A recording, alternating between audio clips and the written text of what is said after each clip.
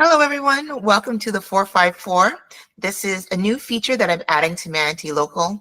I don't normally put my face on this channel because I want people to focus on the information, but this is all opinion here, and so I can let her rip, I guess. What is the 454? Well, this is an inside joke. Anybody that's a regular watcher of the county commission meetings, though they know my last 3 digits of my cell phone number, which ends in 454. And every time they hear it, all the eyes roll or whatever. Well, yeah, well, here, it's a running joke. Let's just go with it. Okay. So the theme of this first episode is elections have consequences. And we can really see that in our new board. Last year, we had an amazing turnout, not of numbers, but of informed citizens that showed up in the Republican primary to oust all of the developer-backed candidates. That was critical to the success that we're seeing now in Manatee County.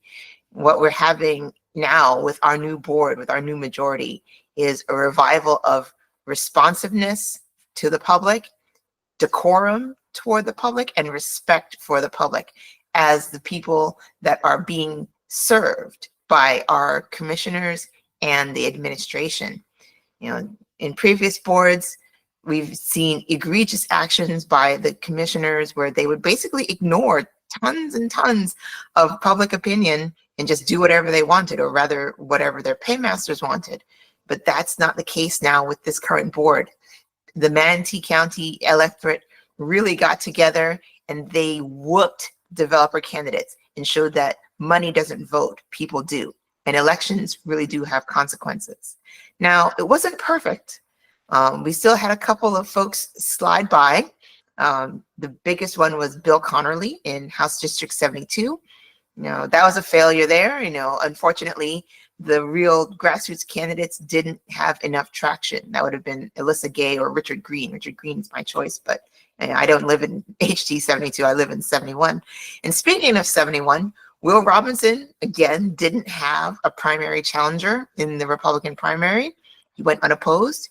And people just hate Democrats more than they do like their home rule. So they let him get by. They didn't vote for Adrian de Villiers. And Will Robinson got like 59 point something percent.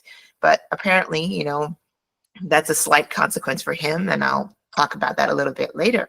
But good consequences for us in Manatee County. We've got a brand new board that is much, much more responsive. They're going to be much more open and transparent. They're going to be less developer friendly, meaning that it's not anti-development, but it's being less encouraging by giving incentives to do the wrong thing. Okay, there will be fewer incentives for them to do the wrong thing. So we'll get better development proposals from them. Hopefully, that's the goal, right? It's the goal to get better, smarter development and no more East River ranches. Okay. Sarasota County, unfortunately, did not have such an experience. They are unfortunately going to pay the price for their elections by electing the BIA stooge, or whatever they call themselves now, Teresa Mast. Her husband, John Mast, was the head of the Sarasota Building Industry Association. And well, you got your building stooge right there. But Sarasota's electorate wasn't tight enough to do what we did here in Manatee County, and elections have consequences. So now they're going to get a 5,000 house expansion to Lakewood Ranch on the southern side, which is going to crush Fruitville Road and Bee Ridge too while they're at it, I'm sure. So that's unfortunate, but here we are. I'm hoping that in 2 years, 2026, we can do better, but we'll see. Or actually, it's next year now that it's over. But yeah, I've recorded this video like 3 different times, and hopefully this one is the charm. Okay. All right. So what have we gotten with our elections, the consequences? We've gotten a rollback to the disastrous wetland policy. We've gotten the elimination of Comprehensive Plan Policy 2.1.2.8. which gives developers the veneer of a right to build past the future development area boundary. We've gotten the speed camera enforcement adjusted for the school zones. So at first they put them in to try and get people to slow down during the school zone, during the school zone, in the school zones, during the school day. And unfortunately, there were a lot of accidents, but now they've got people to slow down. But there was too much enforcement outside of the hours when the lights are blinking. So those are going to be toned down, and there's not going to be any enforcement outside of the blinking hours. Okay, so I don't know about this one, removing fluoride from water, but we found out in this process of discussing it that we haven't had fluoride in our water for the last 4 years. So is it really that big a deal to get rid of the ordinance completely and reverse it? I don't see it as such, unless we've had a study showing that there's been a massive outbreak in dental decay. I kind of don't care that it's going to get taken away. I mean, the only thing I wonder is, what do they do with the money that we were paying for fluoridation for the last 4 years? Who knows? Okay. Hopefully we'll find out. All right. So yeah, so we have had really great consequences here for the most part in Manatee County. One of the unfortunate consequences, once the primary was clear and it was settled that there weren't going to be any more developer stooges on the board, was they ran through a couple of bad things. The biggest one being the Mulholland Drive development, which is really going to crash that corner up in Parish. I mean, I used to live over there, actually right around where they're supposed to build, and that's just nuts. It was just such a giveaway to Medallion. It's unreal. So, but they had to pay off their paymasters one last time before they were ousted and out of office, and that's what happens. That was a negative consequence, and unfortunately, that's going to haunt us for a while. Okay. Another how could I forget this? Another good consequence is that they're working on fixing the impact fee situation. They hadn't been collecting impact fees, but hopefully there's going to be a really good review and we'll get smart collection of the impact fees in the next year, by September or something like that. So good consequences there. So people have to stay informed. They've got to work together. They've got to educate their fellow members, especially Republicans. Republicans need to educate their fellow Republicans and all across the state so that we can have better representation and not these crooked politicians that are owned by the developers. Florida's owned by real estate developers. Something like 44% of the legislature is connected to real estate or development in some way. That has got to stop. But the first thing that has to happen is for Republicans, since they control the state and pretty much have they have a supermajority in the legislature, rank and file average people need to get together and start educating their friends. We can't do it alone. Okay, so elections have consequences.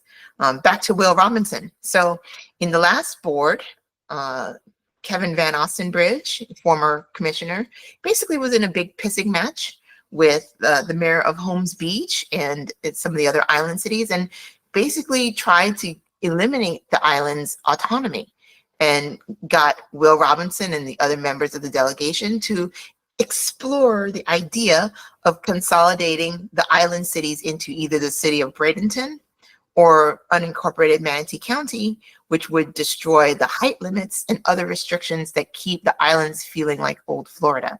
Now, that was an egregious affront, to home rule, because those areas would have lost their ability to regulate the height of their buildings and other things. And but the main thing was the building height, and I guess also that crazy parking lot that was ridiculously overpriced that they wanted to put on the island.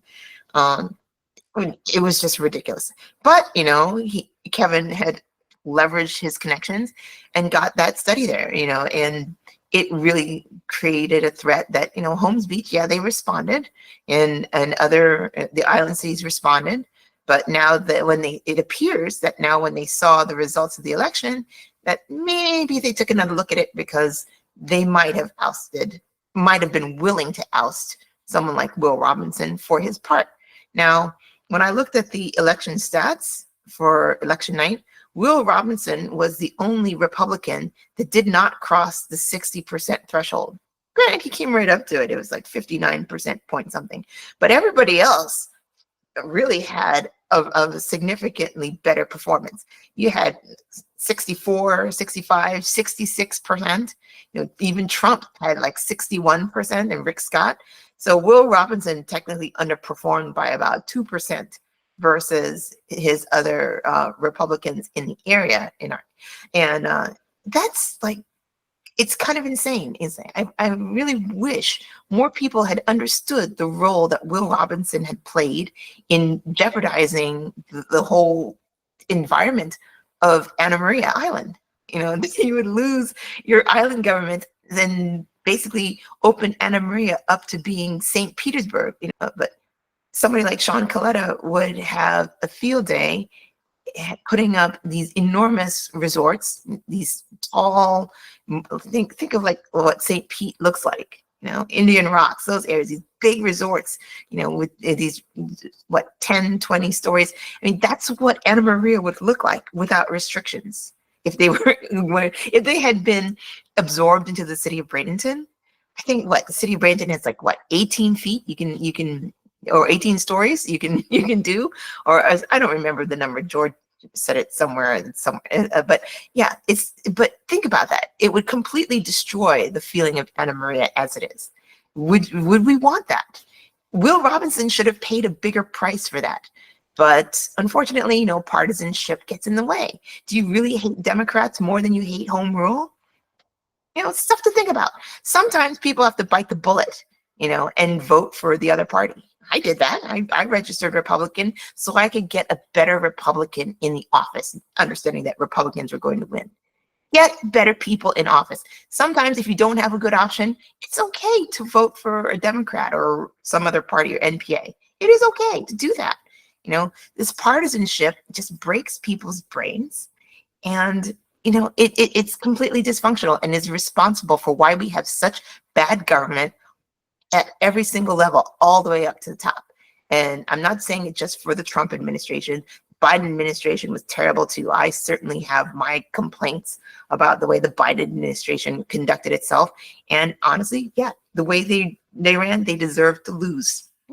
Sorry, not sorry. Anyway, so elections have consequences, and we are certainly feeling them now at every single level. For some of us, it's good, what's happening here at the county commission. Some of it's going to be bad. We need to keep vigilant and watch our state legislation, watch the delegates, watch what Robinson does, watch what Bill Connolly does, watch what Jim Boyd does, watch what these people are doing. We need to stay focused and stay engaged, stay informed, and keep up the good work, Manatee, but we have to round that out on all levels, state and local.